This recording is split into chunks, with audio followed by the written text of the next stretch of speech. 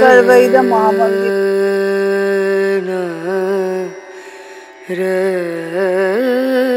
आलो टमाटर चाट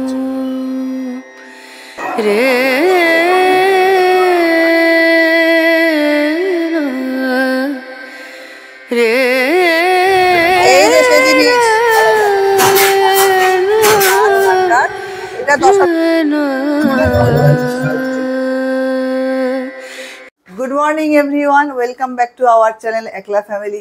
आज के रয়েছি বারাণসীতে আমরা কালকে এসে পৌঁছেছিলাম। কালকে কিছু কিছু সাইট সিন করেছিলাম, সেটা আমি ভিডিওতে দেখিয়েছি।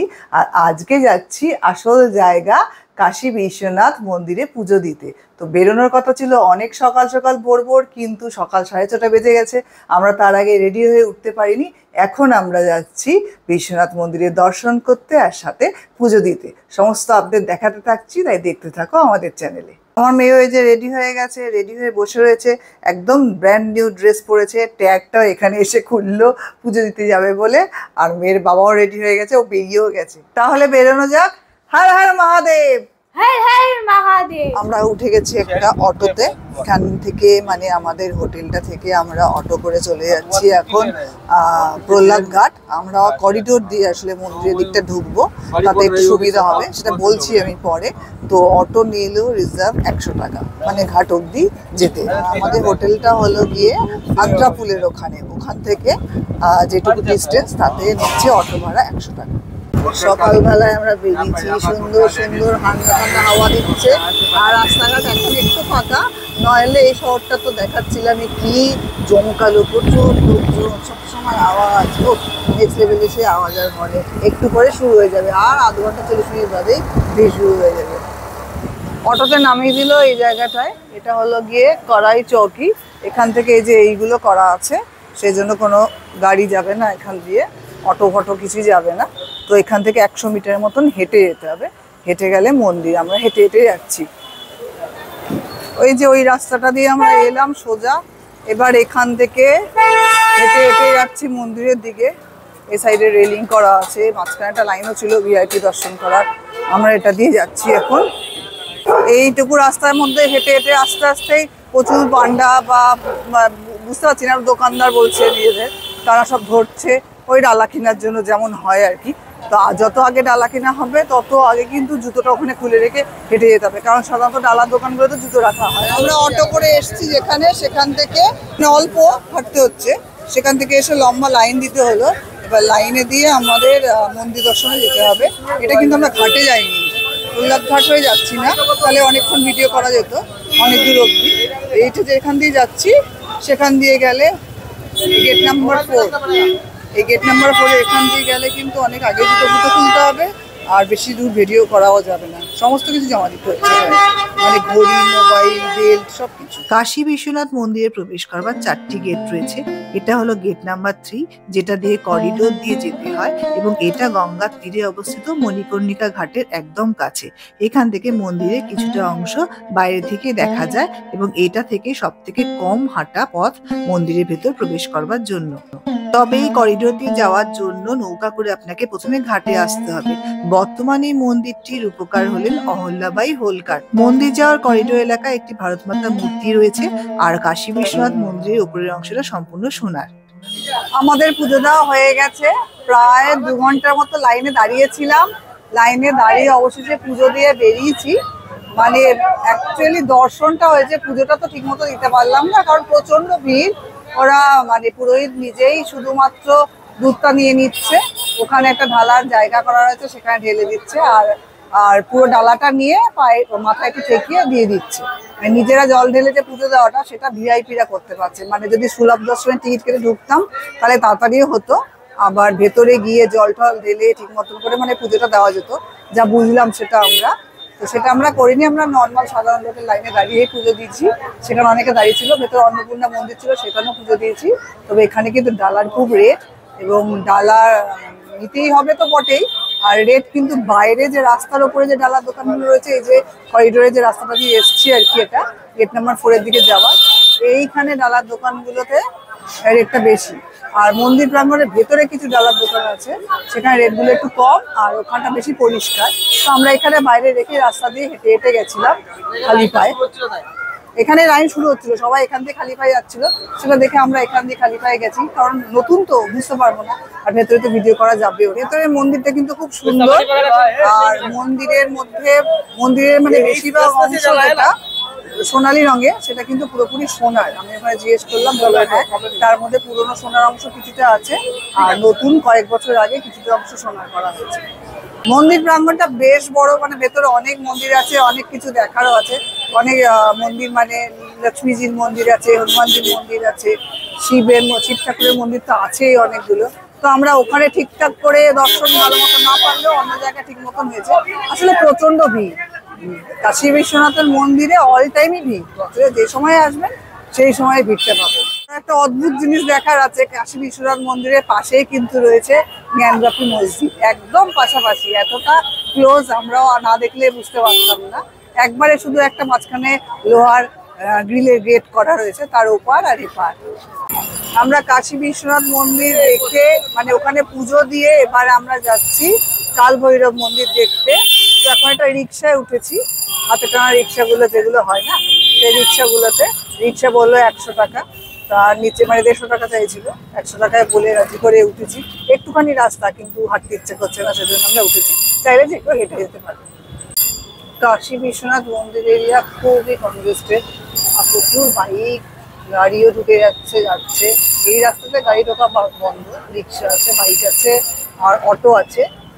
আর এই যে এখন তো তাও একটু কম দেখা যাচ্ছে, এরপর আরো ভিড় বাড়বে। আর মন্দির চত্বরে খুবই ভিড়। আমরা এবার লাইনে দাঁড়িয়ে আছি। এবার এই লাইনটা হচ্ছে কাল ভৈরব মন্দিরে দর্শনের জন্য। তো রিক্সা করে এলাম, একদমই সামান্য রাস্তা ছিল, না রিক্সা নিলেই হতো, সেটা বুঝতে পারিনি। রিক্সাওয়ালা ঠকে নিয়ে নিল টাকা দিয়ে। সেখান থেকে আবার নেমে খানিকটা হেঁটে আসতে হলো। হেঁটে এসে আর ওখানে টাকা নিয়ে জুতো খুলে রেখে এখন লম্বা লাইন দেওয়া যেতে হচ্ছে। তো এর আবার এন্ট্রি এক্সিট কিন্তু পুরো আলাদা আলাদা দিকে, মানে যেদিক থেকে এন্ট্রি হবে তার উল্টো দিক থেকে এক্সিট হবে, মানে অনেকটা সেই খালি পায়ে হেঁটে আসতেই হবে। যেদিক থেকে এন্ট্রি হচ্ছে সেদিক থেকে এক্সিট যেহেতু হচ্ছে না, মানে জুতো এন্ট্রির দিকে খুলে রাখলে এক্সিটের দিক থেকে জুতো নিতে গেলে অনেকটাই হাঁটতে হবে, একবারে কনজেস্টেড এরিয়া বা রাস্তার মধ্যে দিয়ে। রাস্তাগুলো খুব একটা কিন্তু পরিষ্কার না, এখানে সেই ভক্তিতেই সার্থকতা, ভক্তিতেই মুক্তি। এই যে বিশাল লম্বা লাইন, এখানেও মনে হচ্ছে এখানেও 1 ঘন্টা লেগেই যাবে লাইনে দাঁড়াতে। তাও আসছে আরো দলে দলে। আসলে বিশ্বনাথ মন্দিরে পুজোটা দিয়ে সব এখানে আসে, তো সেজন্য ভালোই ভিড় হয়। ওই ভিড়টাই পুরো এদিকে আবার টানে। পুরাণ অনুযায়ী বাবা বিশ্বনাথ কালভৈরবকে কাশীর রক্ষাকর্তা নিযুক্ত করেছিলেন। বলা হয় যে কালভৈরব দর্শন না করলে কাশী বিশ্বনাথ দর্শনের কোনো সুফল পাওয়া যায় না। কালভৈরব ভগবান শঙ্কর বা মহাদেবেরই রুদ্ররূপ। বাবা কালভৈরবের মন্দিরে এসে একটা পজিটিভ এনার্জি টের পাওয়া যায়। আমরা কাল ভৈরব মন্দির আর কাশী বিশ্বনাথ মন্দির দুটোতেই পুজো টুজো দিয়ে এসে এবারে ব্রেকফাস্ট করবো বলে এই রেস্টুরেন্টটাতে এসেছি। এটা পিওর ভেজ রেস্টুরেন্ট। এখন ঢুকছি। কি নাম রে? উর্গা রেস্টুরেন্ট এন্ড ক্যাফে। ঢুকছি, এটা আমাদের ওই অটোওয়ালাটাই নিয়ে এলো। এখন এখান থেকে খেয়ে দিয়ে আমরা আবার লোটাস টেম্পল যাবো। কার্ডটা একবার হেভি, দেখতে খুব পছন্দ হয়েছে। মানে মেনু কার্ডটা পুরো সেই বই, একদম বাইন্ডিং করা মোটা বই। ছাড়, ভালো, দেখি রেটও বিশাল হবে। আমরা খাবার অর্ডার করে দিয়েছি, তো এখন আসবে। তো এই রেস্টুরেন্টে কিন্তু রেট বেশ বেশি, মানে ভেজেরই আইটেমগুলোর প্রত্যেকটার রেট পুরো ননভেজের মতন তো বটে, তার থেকেও বেশি। এই যে আমরা অর্ডার করেছিলাম তন্দুরি রুটি আর paneer butter masala as a breakfast আছে সকালে। মনে হচ্ছে লাঞ্চ স্কিপ হয়ে যাবে, ব্রেকফাস্টই চলবে এটা। খেয়ে এবার দেখি খেতে আদৌ কেমন। তন্দুরি রুটিগুলো বেশ পাতলা পাতলা আছে, যদি তন্দুরি রুটি একটু মোটাই হয়। আর এটা খেয়ে দেখি কেমন করেছে।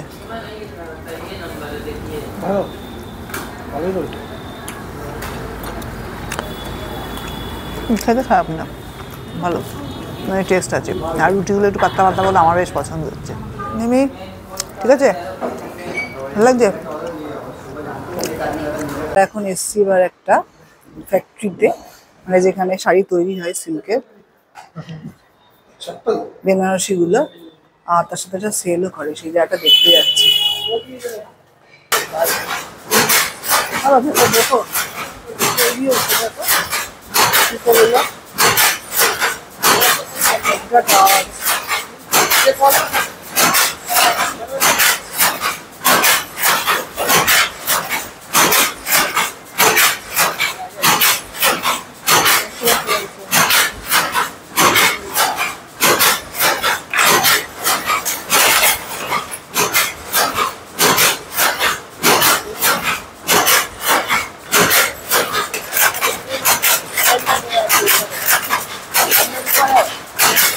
আমার হাতে হস্তচালিত বেনারসি শাড়ি হচ্ছে, মানে এই তাঁতটা হস্তচালিত, আর নিচে গুলো ছিল মেশিন চালিত, যন্ত্র চালিত, যেমন আমাদের ওখানে হয়, মুর্শিদাবাদে যে আমাদের হয় আমরা দেখেছি এইভাবে করতে ছিল। এগুলো পিওর, এগুলো চুড়িদারের পিসগুলো। এই পিসটা এটা ৩৫০০ টাকা বলছে। এর কোয়ালিটিগুলো একটু নরম। আর এইটা এখানে আছে ৩০০০, এটা ১৬০০, বিভিন্ন রেঞ্জের আছে। এবার তার উপরে যে যতটা বার্গেনিং করে কিনতে পারবে। এগুলো কিসের বললে, ये किस चीज का है? ये कॉटन, देगी कॉटन इसको बोलते हैं। और ये वाला टाइप का? ये आपका जो है डस्टी कॉटन है, और मिक्स इसलिए में आता है ये। मिक्स हार्ड हो रहा है। और जो सिल्क का है ना, हाँ? बनारसी साड़ी जो जिसमें रहता है, जो सिल्क का है, तो और महंगा आएगा आपका, वो भी दिखाऊं क्या? ये जो है কাতান সিল্কের উপরে 3 পিস চুড়িদারের পিস, কিন্তু এগুলো এটা इसका प्राइस कितना बोला? ये 7,000 का आएगा। 7,000।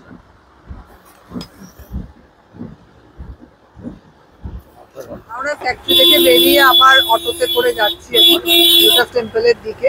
তো ওখানে দেখলাম চুড়িদার, কিছু শাড়ি ঠাড়ি দেখলাম। আমাকে কিছু কিনে দেয়নি, বলছে সবই তো কলকাতাতে পাওয়া যাবে, এর থেকে দাম কমে উল্টে পাওয়া যাবে, তো কি দরকার এখান থেকে কেনা। এই যে কিছু কিনে দেয়নি, বসে আছে ব্যাগ হাতে করে, নিজের সম্পত্তি দিয়ে বসে আছে। বউকে কিছু কিনে দিল না, মেয়েকেও কিছু কিনে দেয়নি। কিনে কি হবে, পড়বে তো না, সারা বছরের মধ্যে শাড়ি কদিন পরে। চুড়িদার তো কিনে দেওয়া, সেটা তো দিলে না কিনে। এটা তো কিনে দেওয়ার ভয়ে বলছে ওখানে তো পাওয়া যাবে, ওখানে দাম কত হবে, ওখান থেকে গিয়ে কিনে দেবে। ফাইনালি চলে এসেছি লোটাস টেম্পল, সামনের দিকে যাচ্ছি লোটাস টেম্পলের দিকে হেঁটে হেঁটে।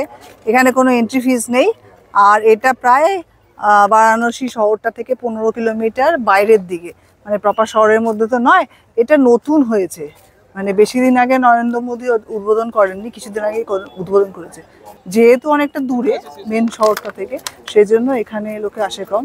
এটার সাথে সাথে সারনাথ একসাথে করতে হতো। আমরা কালকে সারনাথটা করে গেছিলাম, কিন্তু কালকে আমাদের টাইমের অভাব হয়েছিল বলে এটা আসতে পারিনি। তো আজকে আমরা ঘুরিয়ে আবার এলাম। এই যে লোটাস টেম্পল চলে এসেছি, বেশ বড়, সুন্দর দেখতে। লোটাস টেম্পল আমরা চলে এসেছি। লোটাস টেম্পল তো কাদের টেম্পল?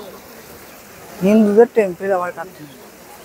লোটাস টেম্পলের আসল নামটা হলো সর্বৈদা মহামন্দির ধাম। ওই ওপরটা পদ্ম ফুলের মতন বলে এটাকে লোটাস টেম্পল বলছে। আশপাশটা এরকম, এখানে একটা ফোয়ারা রয়েছে।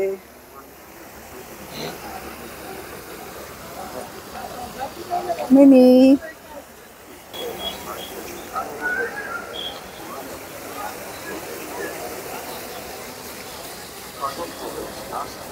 চারপাশটা বেশ সুন্দর। এই যে মেন গেটটা ছিল, এখানে চেকিং হচ্ছে, কিন্তু কোনো এন্ট্রি ফিজ নেই। চেক করে ব্যাগ চেক করছে বা বডি চেক করে চলে আসলেই হচ্ছে। এবার যাই ভেতরের দিকে কি আছে দেখি। এই সর্বৈদ মহামন্দির ধাম বা মন্দিরটি হলো পৃথিবীর মধ্যে সবথেকে বড় মেডিটেশন সেন্টার। এটি একটি 7 তলা মন্দির এবং এখানে একসাথে 20,000 লোক মেডিটেশন করতে পারে। বারাণসীতে এই নতুন মন্দিরটির নির্মাণ কার্য 2023 সালে শেষ হয়েছে।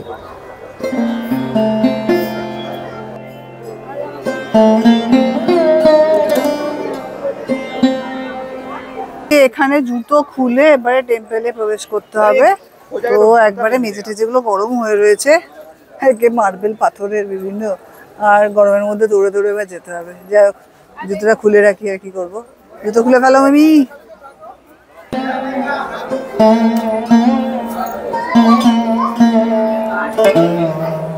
ছবি তোলা ভারত।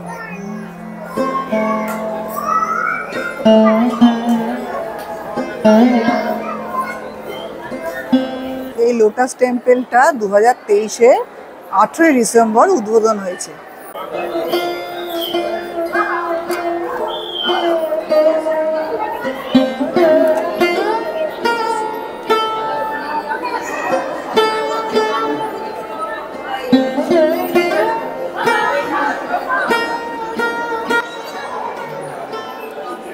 অনন্ত শ্রী সদ্গুরু সদা কলদেবজি মহারাজ এখানে অধিষ্ঠিত। কোনো ভগবানের মূর্তি নেই,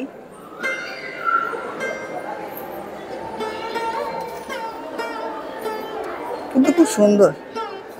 ভেতরটাও যেমন সুন্দর, বাইরেটাও তেমন সুন্দর, খুবই সুন্দর। ভেতরটা খুবই সুন্দর, একবারে চকচক করছে। তাছাড়া নতুন তো, মার্বেল পাথরে এরা কি সুন্দর সুন্দর কাজ, অসাধারণ। এখানে থামের বা পিলারের কাজগুলো অসাধারণ, দারুণ লাগছে দেখতে। নিখুঁত খোদাই করা, মেপে করা, সব মার্বেলের ওপর খোদাই করা, কি সুন্দর।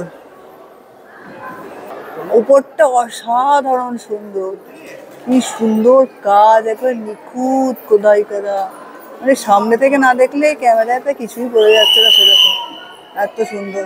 এটা মন্দিরের পিছন দিকটা, খুব সুন্দর। এখন কাজ চলছে, এরপরে কাজ শেষ হয়ে গেলে এই দিকগুলো ঢুকতে দেবে। আরো অনেক কিছু হচ্ছে, মিউজিয়াম হচ্ছে, তারপরে এই 5 তলার সবগুলো তলাতে তখন যাওয়া যাবে।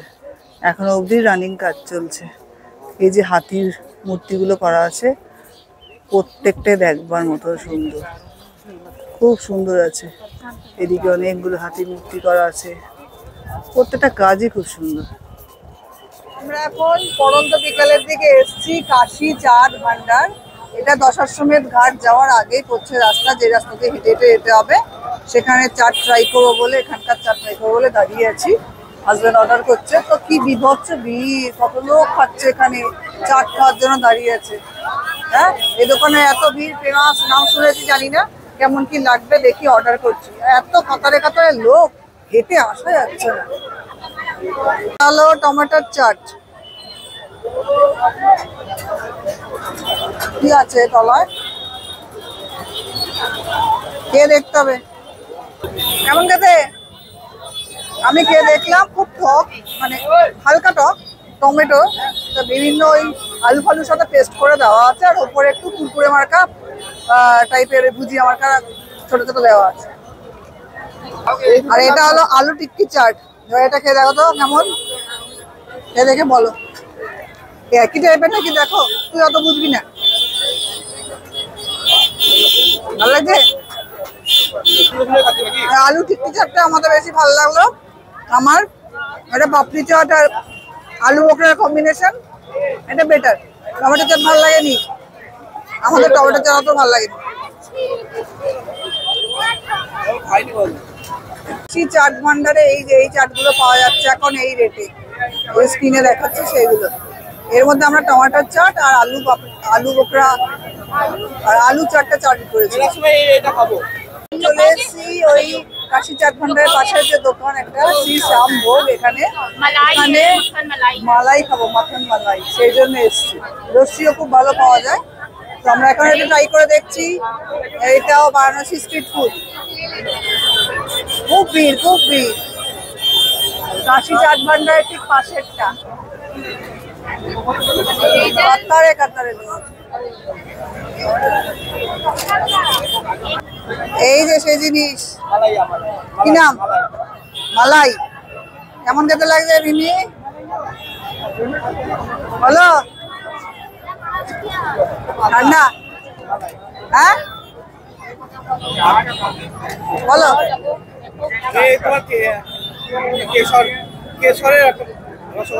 এটাই সেই ফালুদা, 80 টাকা। মুখে দিলে মেল্ট হয়ে যাচ্ছে, যদিও খুব ঠান্ডা না, আর হালকা মিষ্টি। এবার আমরা ট্রাই করছি এখানকার রাবড়ি।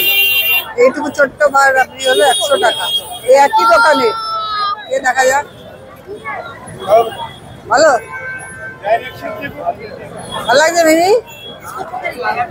এটাই হলো বেনারসের ফেমাস গোধলিয়া চপ, এই যে উপরে লেখা আছে চারটে মাথা এদিকে এমনি কোনো ভেহিকেলস অ্যালাউ না, প্রাইভেট ওই বাইকগুলো শুধু অ্যালাউ, পাবলিক ভেহিকেলস কিন্তু কোনো অ্যালাউ নেই। মানে টোটো অটো এসব কিছু ঢুকবে না, বা বাইরে কোনো গাড়ি ফাড়ি ঢুকবে না। কাতারে কাতারে লোক, যেমন আমাদের কলকাতায় দুর্গাপুজোর সময় হয় ঠিক সেরকম পায়ে পায়ে হাঁটতে হচ্ছে, পুজো প্যান্ডেলের মতন লোক বিকালবেলা ঘাটে যাওয়ার। সামনে সোজা গেলে দশাশ্বমেধ ঘাট, আর পুরোটাই হলো বদলিয়া চক। এখানে চাট ভান্ডারটা ছিল, এখান থেকে আমরা খেলাম। এখানে সেই মানে একবারে নেক্সট লেভেলের ভিড়, এখানে এত ভিড়, এত ক্যাওস, জানি না আমার কথার কতটা উঠছে। এটাই হলো গিয়ে বারাণসী প্রাণ, যা বুঝলাম। কাতারে কাতারে লোক, অনেক রাত অব্দি এখানে লোক থাকে, আর একবারে জনজোয়ার সব সময়। সারি সারি দোকান, প্রচুর দোকান, আর এখানে প্রচুর স্ট্রিট ফুড ট্রাই করবার অপশন পাবেন আপনারা। পুরো পুরীটাই হলো মার্কেট এরিয়া, পুরো বিভিন্ন দোকান ফোকান এখান দিয়ে পাস করায়, যাতে লোকে শপিং করার ইচ্ছেটা জাগে।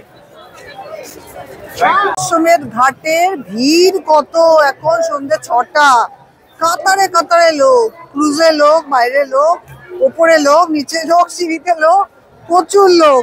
আমরা ঘাটের দিকে যাচ্ছি তো এত লোক, এত ভিড়, কি বলবো আর।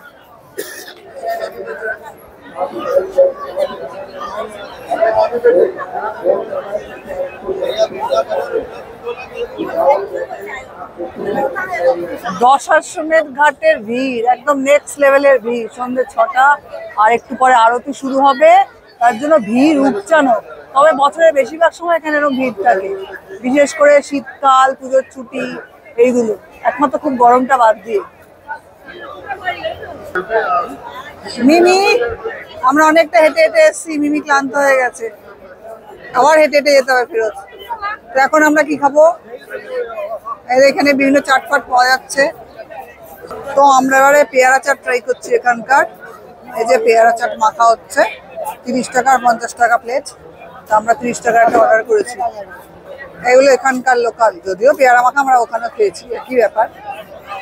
এইদিকে ঘাটের ভিড়টা দেখো, রে বাপ রে, এখানেও কত লোক বসে আছে। উল্টো পাল্টা খাচ্ছি না আজকে, দেখো এখন আবার পেয়ারা মাখা, একটু আগে চাট, আজকে গ্যাস হয়ে যাবে। তো এইসব উল্টো পাল্টা খেতে পারে না, বেশি ভালো লাগে। দশাশ্বমেধ ঘাটের সন্ধ্যা আরতি বারাণসীর সবকটি ঘাটের সন্ধ্যা আরতির মধ্যে অন্যতম। এখানে প্রচুর লোক একসাথে ঘাটে বসে এবং ভোর থেকে সন্ধ্যা আরতি উপভোগ করেন। এই স্থানে স্বয়ং ব্রহ্মাজি 10 অশ্বমেধ যজ্ঞ করেছিলেন, সেই থেকে এই ঘাটের নাম হচ্ছে দশাশ্বমেধ ঘাট।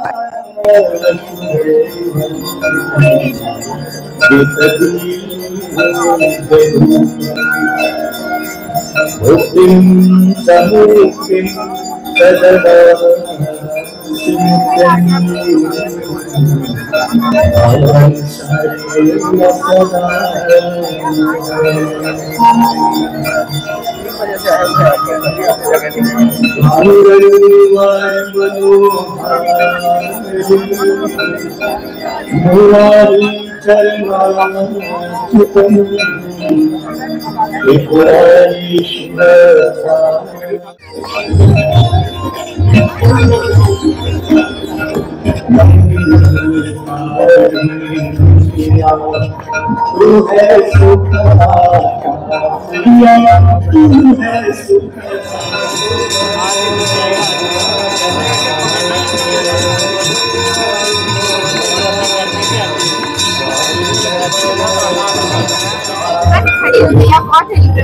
Era pouco lá, não. Era para contar.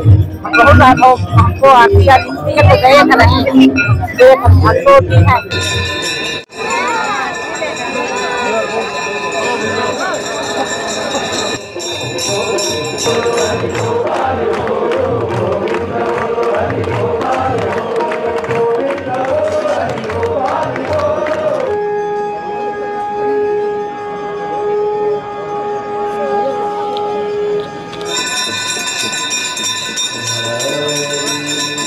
Hotel plaza in, এখানে আমরা থার্ড নাইটটা স্টে করলাম। আসলে ওই হোটেলে আমাদের বুকিং ছিল 2 দিনের, তারপরে এই হোটেল প্লাজা ইনে এসেছি।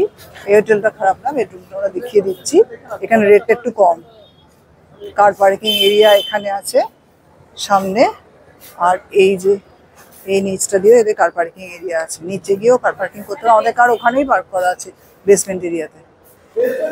এটা এদের রিসেপশন এরিয়া, এই যে এখানটা রিসেপশন, লিফট আছে এদিকে, এটা লিফট আমাদের যেমন সেকেন্ড ফ্লোরে, আমরা এখন যাব।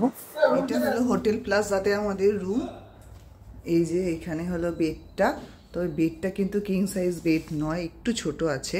এপাশে একটা ওয়ার্ড্রোব রয়েছে ছোট্ট, এপাশে একটা ক্যাবিনেট, একটা সোফা রয়েছে, একটা টেবিল, এদিকে একটু টেবিলের মতন করা আছে যেখানে ওই চা করবার কিছু জিনিসপত্র দেওয়া রয়েছে। অলরেডি আমরা সেইটা ইউজ করতে শুরু করে দিয়েছি, মানে কেটলি রয়েছে, এখানে একটা মিনি ফ্রিজ রয়েছে, একটা চেয়ার আছে, টিভি রয়েছে, টিভি ইউনিটটা রয়েছে, আর তার পাশে এরকম একটা জায়গা রয়েছে যেখানে ব্যাগটা কিছু রাখা যাবে। আলাদা করে কোনো ড্রেসিং টেবিল নেই। এদিকে একটা আয়না লাগানো রয়েছে বড়, আয়নার পাশে হলো ওয়াশরুমটা, এটা হলো ওয়াশরুম, এটা মেইন গেট। আর এখানে আছে একটা ওয়ার্ড্রোব রয়েছে, ওয়ার্ড্রোব রয়েছে একটা। এই হলো ওভারঅল রুমটা, মোটামুটি একবারে ছোট নয়, মোটামুটি সাইজ। এটা স্ট্যান্ডার্ড রুম। আমরা অনলাইনে বুক করেছিলাম, এসি আছে, অনলাইনে বুক করেছিলাম, তো অনলাইনে লেগেছিল 1600 টাকা, কিন্তু অন স্পট বেশি চাইছিল, 2000 টাকা করে চাইছিল। তবে একটা ব্যাপার হলো এখানে গিজারটা রয়েছে, সেন্ট্রালাইজ গিজার, ওরা সেই 5টা 5:30 আগে চালিয়ে দেয় না, তার আগে যদি জল লাগে গরম জল তাহলে ওদেরকে ফোনে বলতে হবে, ওরা বালতি করে এসে দিয়ে যাবে। ওয়াশরুমটাও বেশ বড়। সব শেষে ভেজ থালি দিয়ে আজকে ডিনারটা করে নিচ্ছি, তাই ব্লগটাকে এখানেই শেষ করছি। কালকে আমাদের নতুন জার্নি স্টার্ট। কালকে আমরা বারাণসী থেকে অযোধ্যা রাম মন্দিরের জন্য রওনা দেব, তার সাথে বারাণসীর ঘাটগুলোকে আবারও ঘুরে দেখবো, তাই চোখ রাখুন আমাদের চ্যানেলে।